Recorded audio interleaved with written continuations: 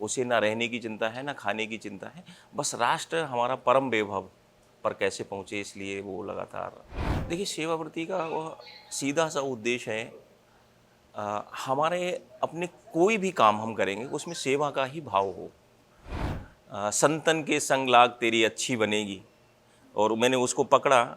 और वहाँ जो बनवासी समाज है उसमें जो संत समाज के लोग हैं उनको साथ लेके आज मैं कहता हूँ कि एक बड़ा संगठन डेवलप हुआ है लोगों के बीच में। जब मैं जाता था तो वो सरलता से हमें स्वीकार नहीं कर पा रहे थे। उनको लगता था कि ये हमारे बीच का तो है ही नहीं, कहीं ये सीबीआई का तो नहीं है, इंटेलिजेंट ब्यूरो का तो नहीं है, तो वो हमारे पास बैठना भी पसंद नहीं करते थे। फिर मुझे लगा कि नहीं, राम जी ने जब वो अपने जीवन के 14 वर्ष वनवासियों के बीच में लग के काम किया है, उनको सफलता मिल सकती है तो वो हमारे प्रेरणा स्रोत हैं। तो हमें भी सफलता मिल सकती है, और ईश्वर की असीम कृपा हुई। जब हम समाज के लिए कुछ करते हैं, समाज के लिए करने का प्रयास करते हैं, तो समाज बदले में दौलत तो नहीं दे सकता है, लेकिन जो देता है वो अद्वितीय है, उसका कोई मोल नहीं। एकल का जो काम है, हमारी अपनी जो संस्कृति खोती चली जा रही थी, हमारे अपने जो कल्चर थे वो खो रहे थे, और उनको पुनः स्थापित करने का एक बड़ा काम एकल कर रहा है। हम क्वालिफाइड हो गए, ये प्रभावशाली नहीं है। हमारे विचारों से दूसरे भी शिक्षित हों, ये आवश्यक है।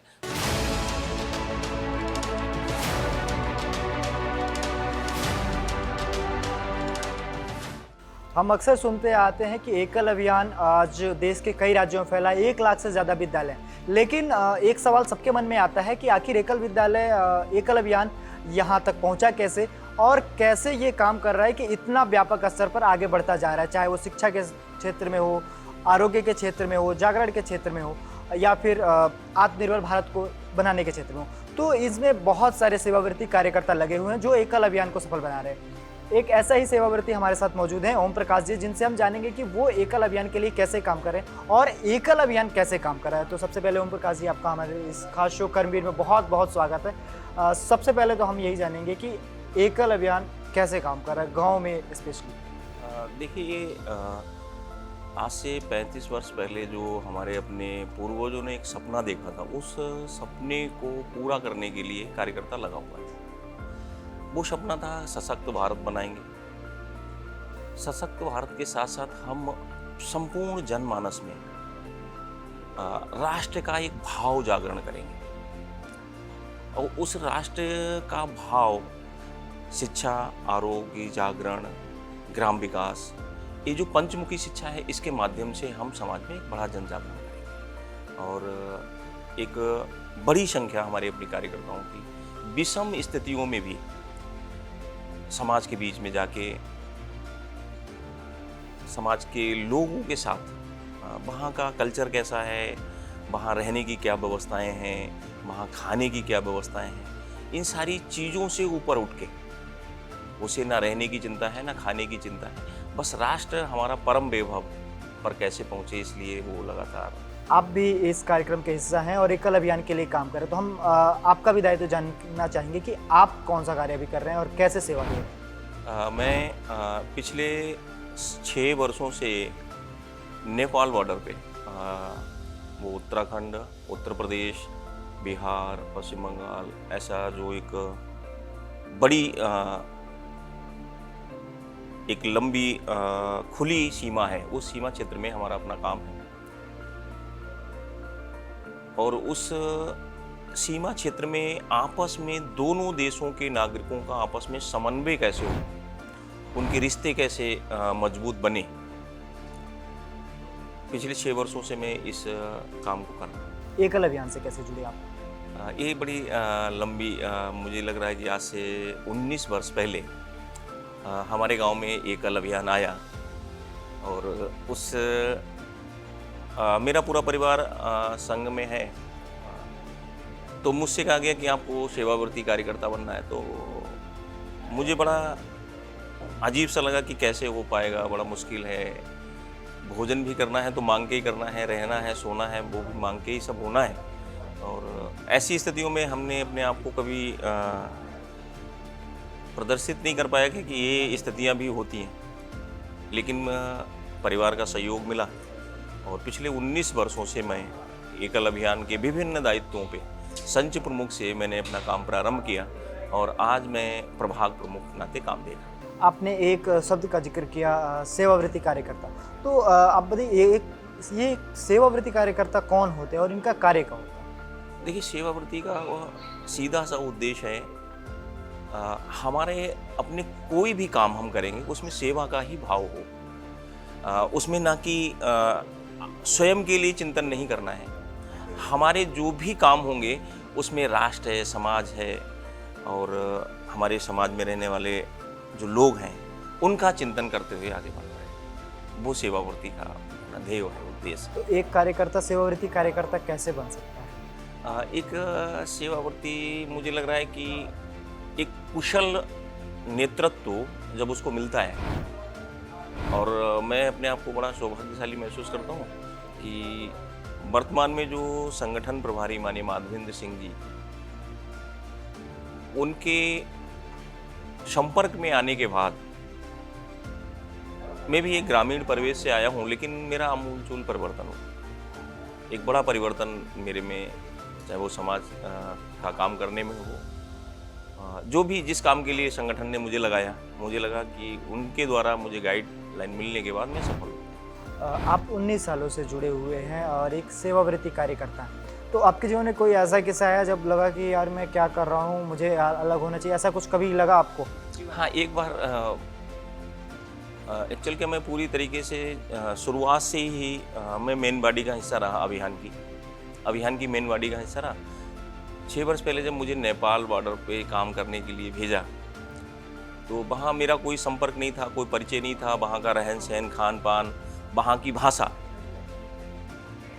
तो मुझे लगा कि अब मैं काम नहीं कर पाऊँगा। एक बार मुझे लगा, क्योंकि मैं 3 दिन बगैर भोजन के वहाँ पे रहा। 3 दिन? 3 दिन। तो नमकीन, बिस्किट, चाय ऐसे मिलता था, तो मैं लेके और एक मंदिर था, उस मंदिर पे सो जाता था। तब मेरे मन में एक भाव आया कि अब शायद वापसी हो जाएगी, लेकिन ईश्वर की कृपा हुई और एक रात्रि वह मंदिर पे एक भजन संध्या का कार्यक्रम था, गांव के लोग इकट्ठे हुए और वो भजन गा रहे थे। उसमें एक पंक्ति थी, संतन के संग लाग तेरी अच्छी बनेगी, और मैंने उसको पकड़ा और वहाँ जो वनवासी समाज है उसमें जो संत समाज के लोग हैं उनको साथ लेके आज मैं कहता हूँ कि एक बड़ा संगठन डेवलप हुआ है, संतों को साथ लेके। और प्रतिवर्ष नेपाल बॉर्डर पे 25 दिसंबर को भारत और नेपाल दोनों देशों के संत, वनवासी संत, उनका बड़ा सम्मेलन 3 दिन का होता है।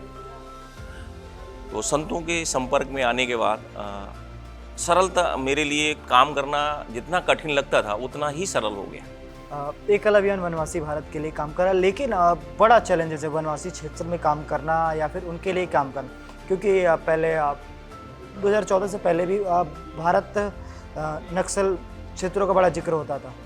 तो उन्हें नक्सली तो नहीं कहेंगे, वनवासी अगर हम कहते हैं तो वो का एक तो वो दुर्गम इलाके में रहते हैं, थोड़ी सी भौगोलिक स्थिति भी अलग होती है, तो वहाँ एकल कैसे काम कर, और भी कई सारी चुनौतियाँ हैं जो आए दिन हम देखते हैं, तो उनसे कैसे निपट रहा है एकल अभियान और कैसे उनके लिए काम कर? मैं एक अपने बारे में आपको बताता हूँ कि जब मैं नेपाल बॉर्डर पे काम करने गया तो लोगों के बीच में जब मैं जाता था तो वो सरलता से हमें स्वीकार नहीं कर पा रहे थे।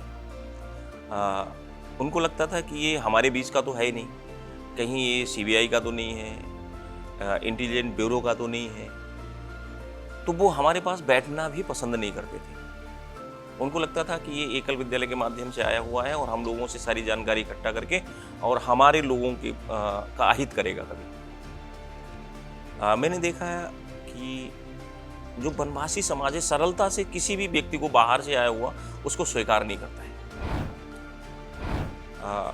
फिर मुझे लगा कि नहीं, राम जी ने जब वो अपने जीवन के 14 वर्ष वनवासियों के बीच में लग के काम किया है, उनको सफलता मिल सकती है तो वो हमारे प्रेरणा स्रोत हैं, तो हमें भी सफलता मिल सकती है।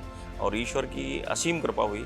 और आज मैं ये कहूँगा कि उत्तर प्रदेश का जो पूरा बॉर्डर है, उत्तर प्रदेश के लगने वाले 6 जिले, उसमें विशेष तौर से जो बनवासी समाज रहता है उसमें एकल अभियान का एक बड़ा काम है और एक बड़ा समूह एकल के साथ जुड़ा हुआ कैसे एकल का सिर्फ एकल के बाद सिर्फ शिक्षा ही नहीं है, ये शिक्षा के साथ साथ उसकी जो सिस्टर्स योजनाएं हैं जैसे कि आरोग्य के लिए काम करता है। हमने देखा कि संस्कार जागरण ये सारी चीज़ें, क्योंकि अभी आपने बोला कि वनवासी समाज जल्दी एक्सेप्ट नहीं करता है, लेकिन इतनी सारी चीज़ों को ले जाकर उन तक पहुंचाना फिर उनको इसमें इंक्लूड करना ये बहुत बड़ी चीज़ है। लेकिन एकल इतनी आसानी से इसको कैसे कर रही है? देखिए, एकल ने उनका विश्वास जीता है। एकल ने प्रत्यक्ष रूप से वहाँ काम किया।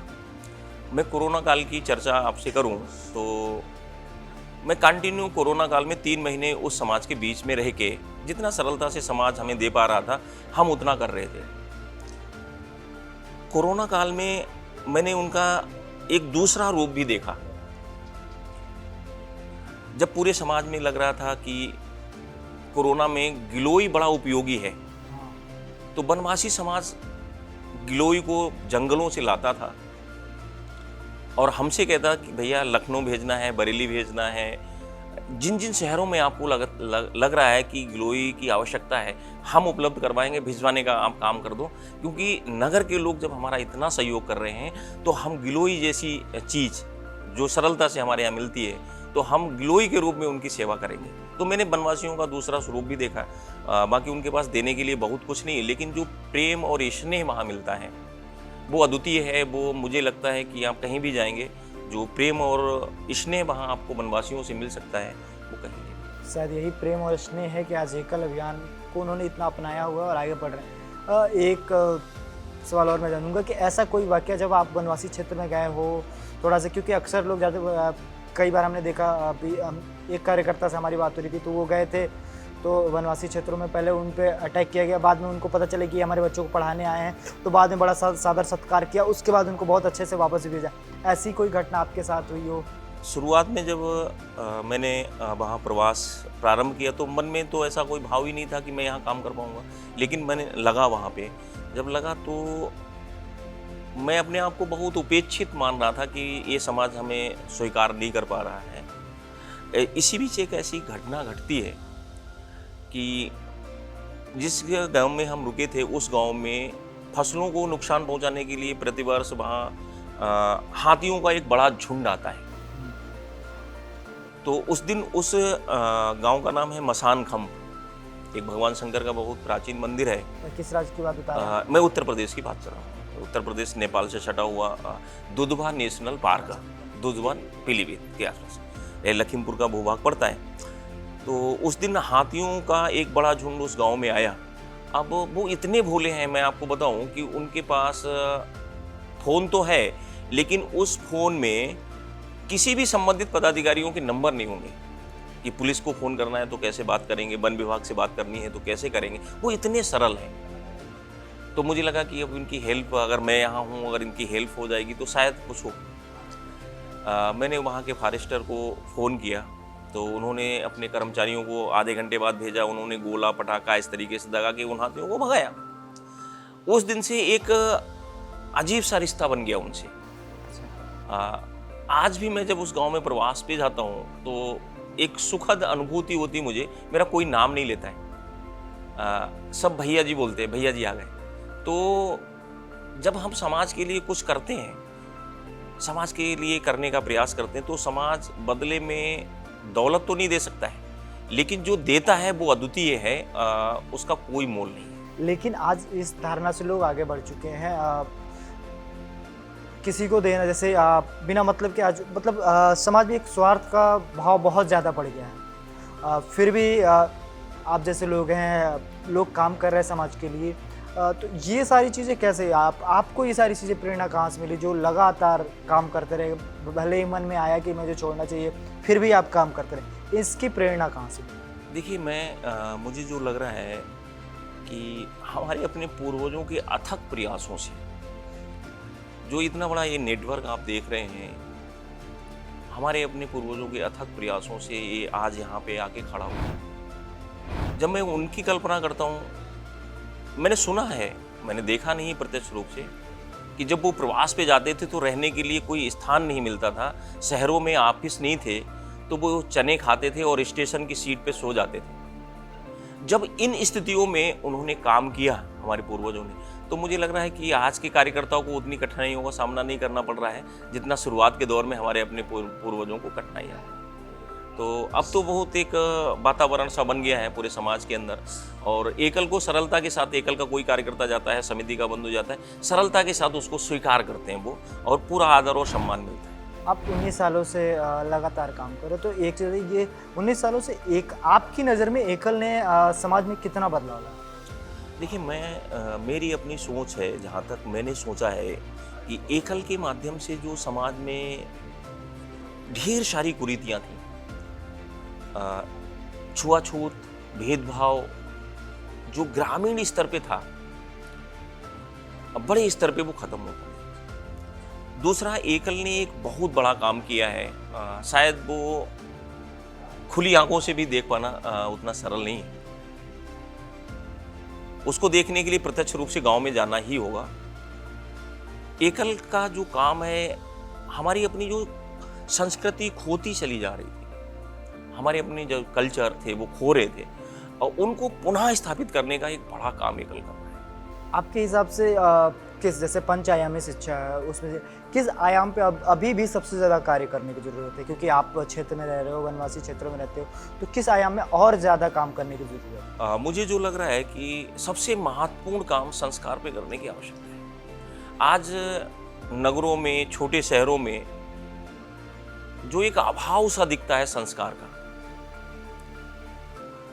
पूरी हम लोग पश्चिमी सभ्यता की तरफ अग्रसर होते चले जा रहे हैं। माता पिता का जो रिस्पेक्ट करना, सम्मान करना है, अपने बड़ों का आदर करना है, या जो भी हमारे अपने त्यौहार होते हैं उनको मनाने की जो परंपराएं जो पहले थी, वो सब जो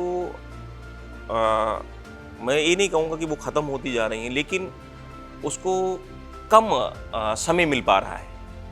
जितना समय मिलना चाहिए हमारे अपने त्योहारों को, उतना समय हम नहीं दे पा रहे हैं। तो मुझे लग रहा है कि एकल को इस तरफ और फोकस करने की आवश्यकता है कि जब संस्कार हमारे सुरक्षित रहेंगे तो देश तो हमारा सुरक्षित ही रहेगा। एक आखिरी सवाल आपसे, आप हमारे दर्शकों को, युवाओं को स्पेशली क्या संदेश देना चाहेंगे जो उनके अंदर भी एक समाज सेवा या फिर समाज के प्रति कुछ कर गुजरने का एक जज्बा आए, उनके अंदर एक प्रेरणा आए? मेरा एक संदेश है देश के युवाओं के लिए कि हमारे पास जो भी समय बच रहा है, हम विद्यार्थी हैं, हम कहीं जॉब कर रहे हैं, हमारा अपना कोई व्यापार है, इनको करते करते भी हम समाज के कई तरीके के काम कर सकते हैं। अगर आपको लग रहा है कि किसी वनवासी समाज में मठ मंदिर है, तो हम उसका सहयोग कर सकते हैं कि भाई थोड़ा सहयोग कर देंगे तो मंदिर की पुताई रंगाई हो जाएगी। कोई गरीब बच्चे हैं तो उनको हम पुस्तकें दे के विद्यालय में एडमिशन करवा के, हम क्वालिफाइड हो गए, ये प्रभावशाली नहीं है। हमारे विचारों से दूसरे भी शिक्षित हों, ये आवश्यक है। तो मेरा सभी से निवेदन ही है कि जितना हो सके हमसे, हम समाज के लिए समय दें, और समाज में जो व्याप्त कुरीतियाँ हैं उनको सब मिलके ही ख़त्म करेंगे तभी संभव है। बहुत बहुत धन्यवाद ओम प्रकाश जी आपका हमारे साथ जुड़ने के लिए। तो ये थे ओम प्रकाश जी जो एकल अभियान के साथ लगातार 19 सालों से जुड़े हुए हैं, एक सेवावृत्ति कार्यकर्ता और लगातार काम करते हैं। इन्होंने बताया कि इनके जीवन में कई बार ऐसे पड़ाव आए जब इन्हें लगा कि मुझे इस रास्ते से विमुख होकर अब अपने घर की ओर या फिर अपने निजी जीवन की ओर जाना चाहिए, लेकिन फिर भी नहीं गए। बार बार इनके साथ फिर ऐसा कुछ हुआ जब ये और वनवासी समाज के साथ, ग्रामीण वनवासी समाज के साथ जुड़ते गए। तो ऐसे कार्यकर्ता, सेवाव्रतियों ने आज एकल अभियान को इतना सफल बनाया है। सर, आपका बहुत बहुत धन्यवाद।